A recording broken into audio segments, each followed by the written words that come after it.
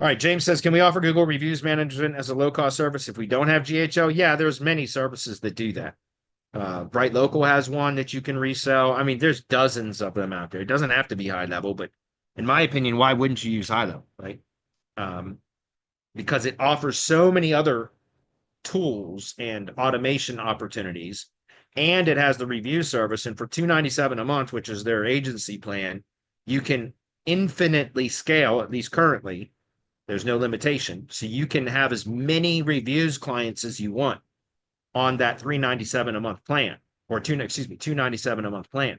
So if you think about it, you can scale that, and each time you add a new reviews client, your cost per client goes down, if that makes sense. So in my opinion, you're way better off just using it. Again, that's my opinion, guys, because I'm a I'm a high level user. If in the specific ways that I use it, it's become critical to my businesses. That's clear, and that's we integrate all of our client operations into their sub account too. Even if they don't, like, most of my tree guys do not use the HighLevel app, guys, not at all. They don't access it at all, but every one of them has a sub account. You understand? We manage their campaigns in their sub accounts. That's clear. So, but most of my tree guys do not use HighLevel. They don't have any desire to, and I don't blame them.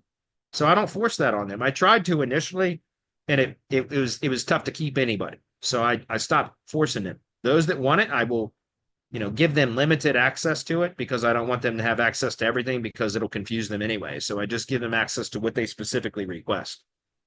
So